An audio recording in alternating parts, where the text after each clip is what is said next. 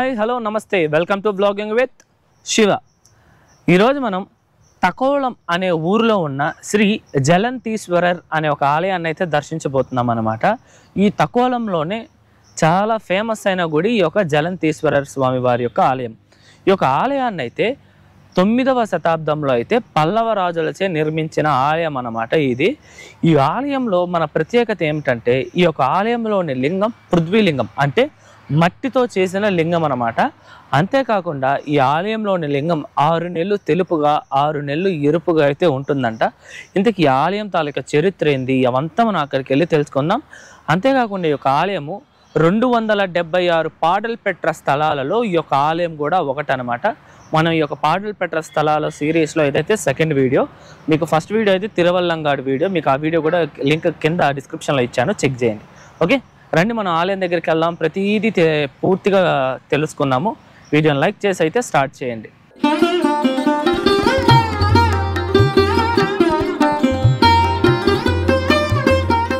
ఇదేనండి నేను మీకు చెప్పిన శ్రీ జలంతేశ్వర స్వామి వారి ఆలయము. మనం ఆలయం లోపలికి వెళ్ళి పూర్తి స్థల పురాణం తెలుసుకునే ముందు ఈ ఆలయం తాలూకా టైమింగ్స్ అయితే తెలుసుకుందాము. ఈ ఆలయం మనకి ప్రతిరోజు ఉదయం అయితే 8 గంటలకైతే తెరుస్తారు. తిరిగి మధ్యాహ్నం 12 వరకు అయితే మనకు అనుమతి ఉంటుంది. మళ్ళా సాయంత్రం 5 నుండి రాత్రి 8 వరకు ఈ యొక్క ఆలయం మనకు అందుబాటులో ఉంటుంది అనమాట. ఈ యొక్క టైమింగ్స్ ప్రకారం మీరు ఈ యొక్క ఆలయానికి అయితే వచ్చేసేయండి. రండి మనం ఇప్పుడు ఆలయం లోపలికైతే వెళ్దాం.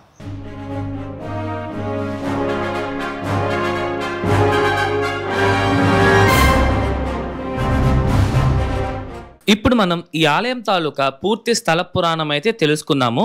ఈ ఆలయం తాలూకా స్థల పురాణం గురించి మనకి శివపురాణంలో కూడా ఉందన్నమాట. ఇప్పుడు చరిత్ర విషయానికి వస్తే, పూర్వం ఊర్దతి అనే ఒక మహర్షి అయితే ఉండేవారు. ఈయనకు ఒక కుమారుడు ఉన్నారు, ఆయన పేరే తీర్థకర్ మహర్షి. ఈయన ఒక మహాశివుడు భక్తుడు, అలాగే గొప్ప తపోశక్తి కలిగి ఉన్నవారన్నమాట. ఆ ఒక తీర్థకర్ మహర్షి ఒకరోజు తన ఆశ్రమంలో ఉండగా, తన ఆశ్రమానికి కొంత దూరంలోనే ఆయనకి ఒక కామధేనువు అయితే కనిపిస్తుంది. కామధేనువు అంటే దైవ శక్తులు కలిగి ఉన్న ఒక ఆవు అని అయితే అర్థం వస్తుంది అనమాట. ఆ కామధేనువు వద్దకెళ్ళి తన దగ్గరికి వచ్చి తన చేసే యాగంలో అయితే తాను కూడా పాలు పంచుకోమని అయితే కోరుతుంది. కానీ ఆ కామధేనువు దేవతల రాజైన ఇంద్రుడి యొక్క అనుమతి లేనిదే నేను రాలేను అని చెప్తుంది. అది వినకుండా ఒక తీర్థకర్ మహర్షి ఆ ఒక కామధేనుని కట్టి లాక్కొనైతే వెళ్తారు. అప్పుడు ఆ కామధేనువు కోపంతో ఆ ఒక మహర్షికి అయితే శాపం విధిస్తుంది. ఏ మతిస్థిమితం లేకుండా, అలాగే కళ్ళు కనిపించకుండా ఒక ఆంధ్రులాగా ఉంటావు అని అయితే శపిస్తుంది అన్నమాట. అంతేకాకుండా ఆ మహర్షి కూడా తిరిగి ఆ ఒక కామధేనువుపై ఆయన కూడా తిరిగి అయితే శపిస్తారు కామధేనువుని. అప్పుడు తీర్థకర్ మహర్షి యొక్క తండ్రైన ఊర్దతి మహర్షి తన కుమారుడి యొక్క దుస్థితిని చూసి ఎంతో బాధపడతారు. అలా బాధపడి అప్పుడు నారద మహర్షి ఒక సలహా ఇస్తారు. అదేంటంటే ఈ యొక్క తకోలానికి వచ్చి నందీశ్వరునికి అయితే పూజించమని అయితే చెప్తారనమాట. అప్పుడు నందీశ్వరునికి ఆ ఒక ఊర్దతి మహర్షి కఠోరమైన పూజను చేయగా నందీశ్వరుడు ప్రత్యక్షమవుతారు. అలా ప్రత్యక్షమైన నందీశ్వరుడు ఇక్కడ గంగా నది నీళ్లను తెచ్చి ఒక కోనేరులా చేయమని, ఆ ఒక గంగా నదితో స్వామివారికైతే పూజించమని అయితే చెప్తారనమాట. అప్పుడు నందీశ్వరుడు వచ్చేసి ఆ ఒక ఊర్దతి మహర్షికి గంగా నదిలో నుంచి నీళ్లు తెచ్చి ఇక్కడ ఒక కోనేరును చేసి కోనేరు చేస్తారు. ఆ కోనేరులోని ఆ ఒక గంగా నది తీర్థం ఉంటుంది కదా, ఆ తీర్థంతో స్వామివారికి అయితే పూజలను అయితే నిర్వహిస్తారనమాట. అలా నిర్వహించిన తర్వాత పరమేశ్వరుడు ప్రత్యక్షమయ్యి తన యొక్క కోరికను అడగగా ఆ ఒక ఊర్దతి మహర్షి తన కుమారుడిని యొక్క దుస్థితిని చూసి అతనికి శాప విమోచన కలిగించమని అయితే పరమేశ్వరుని కోరుతారు. అప్పుడు పరమేశ్వరుడు ఈ యొక్క ఊర్దతి మహర్షి యొక్క కొడుకైన తీర్థకర్ మహర్షిని ఈ యొక్క ఆలయంలోని స్వామివారిని అయితే దర్శించమనగా ఆ ఒక తీర్థకర్ మహర్షి వచ్చి స్వామివారిని దర్శిస్తారు. అలా దర్శించిన వెంటనే ఆ ఒక శాపం అయితే విమోచనం కలుగుతుంది. అంతేకాకుండా కామధేనువు యొక్క శాపం తొలగడానికి ఆ ఒక కామధేనువు ఇక్కడికి వచ్చి స్వామివారిని అయితే పూజిస్తుంది. అలా స్వామివారిని పూజించిన తర్వాత ఆ కామధేనువు యొక్క శాపంలో కూడా విమోచనం కలిగి తన యొక్క దైవిక శక్తులన్నీ తిరిగి వచ్చేసి స్వర్గానికి అయితే వెళ్ళిపోతుంది. ఈ ఆలయంలోని శివలింగాన్ని అయితే శ్రీ జలంతీశ్వరర్ లేదా శ్రీ ఉమాపతీశ్వరర్ అని కూడా పిలుస్తారన్నమాట. ఈ యొక్క ఆలయంలోని లింగం వచ్చి పృథ్వీలింగం, అంటే మట్టితో చేసిన లింగం అన్నమాట. ఈ యొక్క లింగానికి ఉన్న విభిన్నమైన ప్రత్యేకత ఏమిటంటే ఈ లింగం వచ్చేసి మొదటి 6 నెలలు అంటే జనవరి నుండి జూన్ వరకు అయితే ఈ యొక్క లింగము ఎరుపు రంగులో అయితే ఉంటుంది. దాని తర్వాత వచ్చే 6 నెలలు అంటే జూలై నుండి డిసెంబర్ వరకు ఈ యొక్క శివలింగం అయితే తెలుపు కలర్లో అయితే ఉంటుంది, అంటే వైట్ కలర్లో అయితే ఉంటుందన్నమాట. మేము వెళ్ళింది జూన్లో కాబట్టి ఇక్కడ స్వామివారి యొక్క లింగము ఎరుపు రంగులో అయితే మనం దర్శించుకున్నాము. రెడ్ అంటే డార్క్ రెడ్ కాదండి, అది లైట్ రెడ్డిష్ కలర్లో అయితే స్వామివారు అయితే మనకి దర్శనం అయితే ఇచ్చారు. ఈ యొక్క ఆలయంలో మనకి చాలా చాలా అద్భుతంగా అయితే స్వామివారిని అయితే అలంకరించున్నారండి. ఈ ఆలయంలో స్వామివారికి ఎటువంటి అభిషేకాలు ఏమీ జరగవు. స్వామివారికి అలంకరించి దీపారాధన మాత్రమే అయితే చేస్తారనమాట. ఇక్కడ మనకి ఈ మహాశివునితో పాటు మరొక ప్రత్యేకమైన స్వామివారు ఎవరన్నా ఉన్నారంటే అదే ఆ శివుని రూపమే అయిన దక్షిణామూర్తి స్వామివారు అనమాట. ఈ ఆలయంలో దక్షిణామూర్తి స్వామివారు చాలా శక్తివంతుడని అయితే చెప్తారండి. ఇక్కడ మీరు చూస్తున్నారు కదా, ఈయనే దక్షిణామూర్తి స్వామివారు అనమాట. మీరు సాధారణంగా ఏ ఆలయంలో చూసినా సరే దక్షిణామూర్తి కూర్చొని కాలు మీద కాలు వేసుకొని అయితే స్వామివారు మనకి దర్శనమిస్తారు. కాకపోతే ఎక్కడా లేని విధంగా ఈ యొక్క తకోలంలోని ఈ యొక్క ఆలయంలో మాత్రమే స్వామివారు కాలు మీద కాలు వేసుకోకుండా కాలు లోపలికి మడిచి తనలను కొంచెం వాల్స్ అయితే ఉన్నట్టు ఈ యొక్క విగ్రహాన్ని అయితే చెక్కబడి ఉంది. చాలా చాలా అద్భుతంగా ఉంటారండి ఇక్కడ స్వామివారిని అయితే. దాదాపు 6 అడుగుల ఎత్తులో స్వామివారి యొక్క విగ్రహము కూర్చున్న భంగిమలో చాలా అద్భుతంగా ఉంటుంది. ఇక్కడ స్వామివారు అదే శివలింగానికి ఎంత పూజలు అయితే చేస్తారో అదే విధంగా దక్షిణామూర్తి స్వామివారికి కూడా అదే విధంగా పూజలు అయితే జరుగుతుంది. ఈ ఆలయంలో మనకి పార్వతీదేవికే సపరేట్గా ఒక మందిరం అయితే నిర్మించున్నారండి. ఇక్కడ అమ్మవారిని శ్రీ గిరిరాజ కనికాంబల్ అని అయితే పిలుస్తారనమాట. అమ్మవారిని కూడా చాలా అద్భుతంగా అయితే అలంకరించి అమ్మవారిని కూడా రోజు పూజలు అయితే నిర్వహిస్తారు. మనకి ఇక్కడే ఆలయం ప్రధాన ద్వారాన్ని దాటుకొని మనం రాగానే మనకి కుడి పక్కన సుబ్రహ్మణ్య స్వామి మండపం, అలాగే ఎడం పక్కన మనకి వినాయక స్వామి మండపం కూడా ఉంది. ఇప్పుడు మనము మొదట సుబ్రహ్మణ్య స్వామి వారి ఆలయాన్ని అయితే దర్శిద్దాము. ఇక్కడ సుబ్రహ్మణ్య స్వామి వారికి చాలా అద్భుతమైన మండపాలతో స్వామివారి యొక్క ఆలయం అయితే ఉంటుందన్నమాట. ఈ యొక్క మండపాలు కూడా దాదాపు 16 స్తంభాల మండపం అండి. ఈ యొక్క మండపంలో స్తంభాలు అయితే చాలా చాలా అద్భుతంగా ఉంటాయి. ఆ ఒక స్తంభాల పైన శిల్పాలను కూడా చాలా అద్భుతంగా అయితే చెక్కబడి ఉందన్నమాట. ఇక్కడ కూర్చొని ధ్యానం చేసుకుంటే చాలా చాలా ప్రశాంతంగా అయితే ఉంటుందండి. అలాగే ఇక్కడ మనకి సుబ్రహ్మణ్య స్వామి వారు వల్లి దేవసేన అమ్మవారి సమేతంగా అయితే మనకి దర్శనమిస్తారనమాట. ఈ యొక్క మండపంలో ఎంతో అద్భుతమైన శిల్పకళలను అయితే మనం చూడవచ్చు. చాలా చాలా అద్భుతంగా ఉంటాయండి ఈ యొక్క స్తంభం పైన అయితే శిల్పాలు.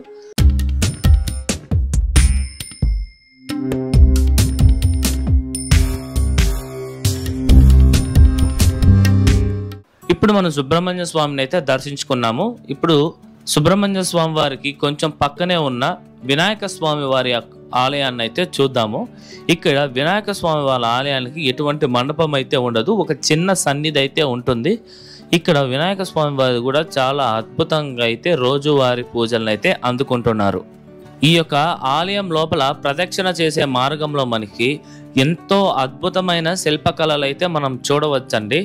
మనకి ఇక్కడ వినాయక స్వామి వారి యొక్క విగ్రహము చాలా చాలా అద్భుతంగా ఉంటుంది. అలాగే వినాయక స్వామి వారిని దాటుకొని మనం కొంచెం ముందర రాగానే మనకి బ్రహ్మదేవుని యొక్క విగ్రహం కూడా చాలా చాలా అద్భుతంగా ఉంటుంది. అలాగే మనకి అమ్మవారు కనకదుర్గ అమ్మవారు అయితే నాట్యం చేస్తున్నట్టు ఒక భంగిమ అయితే మనం చూడవచ్చు. ఈ యొక్క ప్రదక్షిణ మార్గంలో మనకి ఈ యొక్క విగ్రహాలన్నీ కనిపిస్తాయండి. ఇవన్నీ చాలా చాలా అద్భుతంగా ఉంటుంది. ఇక్కడే మనకి లోపల కూడా సుబ్రహ్మణ్య స్వామి వల్లి దేవసేన సమేతంగా ఉన్న ఒక చిన్న సన్నిధి కూడా మనం చూడవచ్చు. ఈ ఆలయానికి ఉన్న మరొక పురాణం ఏమిటంటే, పూర్వం తిరుపురల్ అనే ఊరిని పరిపాలించిన శివదిత్తన్ అనే ఒక రాజు అయితే తక్కన్ అనే ఒక రాక్షసుడితో ఎంతో ఇబ్బంది అయితే పడ్డారనమాట. ఆ ఒక రాక్షసుడి యొక్క బాధను పడలేక ఆ ఒక రాజు పరమేశ్వరుని ప్రార్థించగా పరమేశ్వరుడు కాళికాదేవిని ఆదేశించి ఆ ఒక తక్కన్ అనే రాక్షసుని అయితే సంహరించమని అయితే చెప్తారు. అప్పుడు శివుని యొక్క ఆజ్ఞ మేరకు కాళికాదేవి యొక్క ప్రదేశానికి వచ్చి కాళికాదేవి ఆ ఒక తక్కన్ అనే ఒక రాక్షసుని సంహరించేటప్పుడు ఆ రాక్షసుడు భీకరంగా ఏడుస్తారనమాట. భీకరంగా ఏడ్చేదాన్ని తమిళ్లో అయితే ఓలం అని అయితే పిలుస్తారు. ఈ యొక్క సంఘటన ద్వారా ఈ యొక్క ప్రదేశానికి తక్ ఓలన్ అని అయితే పేరు వచ్చింది. అది కాలక్రమేణా తకోలంగా అయితే మారిందనమాట. ఇప్పుడు మనం ఈ ఆలయం తాలూకా కోనేరు గురించి అయితే తెలుసుకుందాం. ఈ యొక్క కోనేరుకి అయితే 2 పేర్లు ఉన్నాయి. ఒకటి పార్వతీ తీర్థం అని లేదా గంగై తీర్థం అని అయితే పిలుస్తారనమాట. మీరు చూడొచ్చు, ఇదే ఈ ఆలయం తాలూకా కోనేరు. ఈ కోనేరు అయితే కొంచెం పెద్దదిగానే ఉన్నప్పటికీ సరైన మెయింటెనెన్స్ లేకపోవడంతో పిచ్చి పిచ్చి మొలకలన్నీ మొలిచిపోయి ఇది ఈ యొక్క స్టేజ్లో అయితే ఉందన్నమాట. ఈ యొక్క ఆలయం దేవస్థానం వారు వాళ్ళు ముందడుగేసి ఈ యొక్క కోనేరుని కూడా బాగు చేస్తే బాగుంటుందని నా అభిప్రాయం.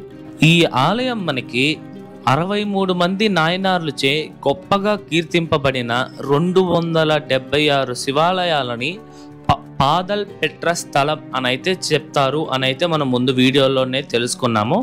ఈ యొక్క 276 పాదల్ పెట్ర స్థలాలలో ఈ జలనాథీశ్వరర్ ఆలయం కూడా ఒకటే అన్నమాట.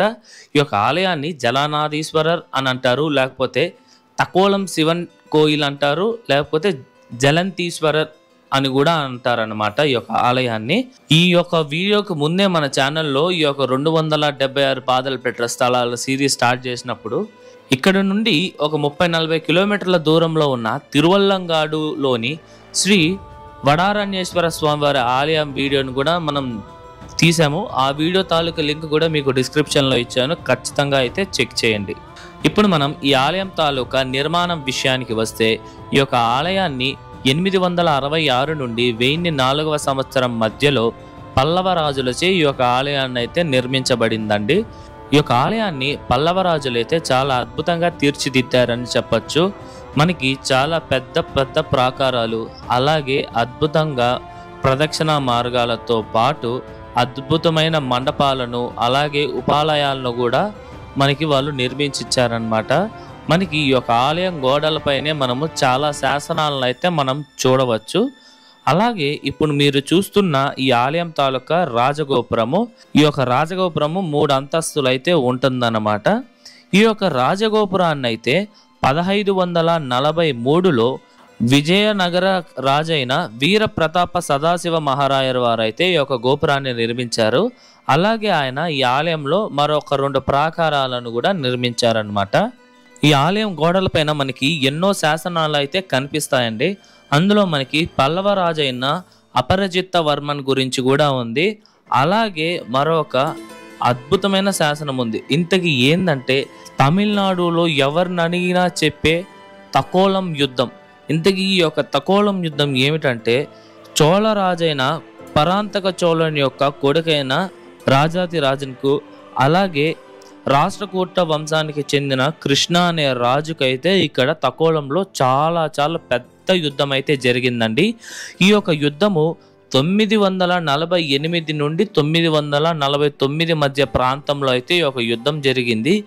ఈ యొక్క యుద్ధంలో అయితే చోళ రాజులైతే ఓడిపోయి రాష్ట్రకూట రాజులైతే గెలిచారన్నమాట. అలా చోళ రాజులు ఓడిపోయిన తర్వాత ఈ యొక్క తమిళనాడులో చోళరాజుల యొక్క సంఖ్య అయితే క్రమంగా తగ్గిపోతూ వచ్చిందనమాట. ఈ యొక్క గొప్ప యుద్ధం తకోలం యుద్ధం అంటే చాలా మంది చెప్తారనమాట. ఈ యొక్క తకోలం యుద్ధం గురించి కూడా మనం ఈ యొక్క ఆలయం తాలూకా శాసనాల్లో అయితే చూడవచ్చు. ఇదండి ఈ ఆలయంలో ఉన్న నిర్మాణం తాలూకా చరిత్ర.